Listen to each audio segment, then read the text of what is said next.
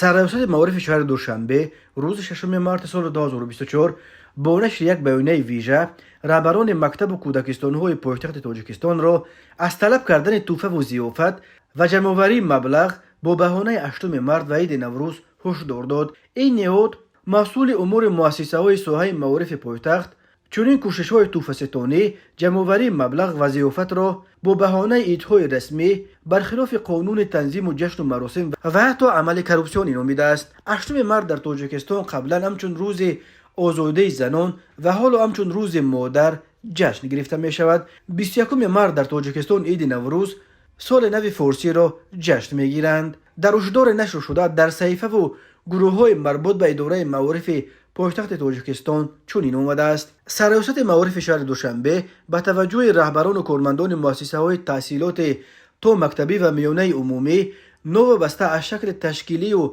حقوقی به توجه ساکنان پایتخت می رساند که طبق طلبات قانون‌های جمهوری تاجیکستان درباره تنظیم عنعنه و جشن و مراسم و درباره مقاومت به کروپسیا جهت پیشگیری هر گونه حادثه‌های نامطلوب ویران کردن ترتیبات جمعیتی، جمع‌آوری مبلغ‌های غیر قانونی، ضیافت‌آرایی و تحفه‌ستانی و یا طربخانه رفتن خوانندگان و کارمندان بخشیده به روز مادران و جشن بین المللی نوروز منع می باشد.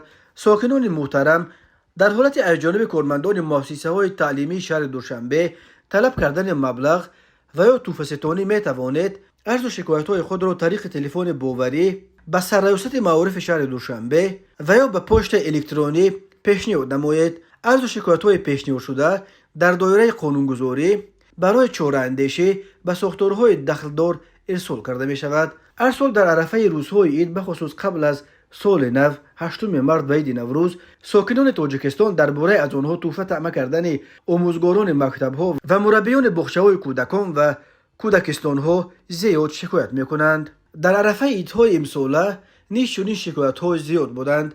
از جمله چند روز قبل یک زن ساکن دوشنبه در فیسبوک نوشت که استادان مکتبی که فرزندانشان تحصیل می‌کنند از هر خواننده برای عید 8 مارس 150 سومونی و برای عید نوروز 350 سومونی طلب کردند. این شکایت موج انتقادها را در شبکه‌های اجتماعی به وجود آورد و ده ها نفر دیگر نیز درباره از آنها نیز طلب کردن تحفه و پول در عرفه این دو عید شکایت کردند. چنین به نظر می‌رسد که هشدارهای اخیر سرایوسط معارف شهر دوشنبه واکنش به همین شکایت هاست.